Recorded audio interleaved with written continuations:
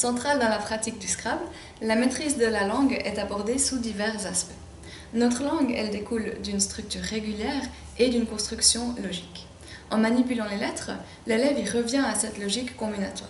Il forme des syllabes fréquentes, des terminaisons verbales, des préfixes, des suffixes, etc.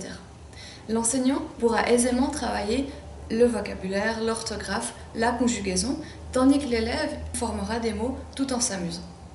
Les exemples sont multiples. On peut passer de l'infinitif manger au futur mangera, du présent parlons à l'imparfait parlions, on peut rajouter un S final au bout d'un mot pour passer du singulier au pluriel, ou alors on peut passer du masculin au féminin en rajoutant un E à la fin d'un mot.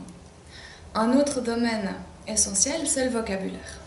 Comme vous le verrez, il est très facile de proposer des parties où les mots ont été choisis. L'idéal pour l'enseignant, c'est qu'il peut travailler le vocabulaire, la conjugaison, avec des thèmes qui ont été abordés en classe ou des listes qui sont contenues dans le cahier de l'élève. Le recours au dictionnaire est évidemment très intéressant, c'est un outil essentiel quand on commence le Scrabble. Lire, écrire, mais également parler.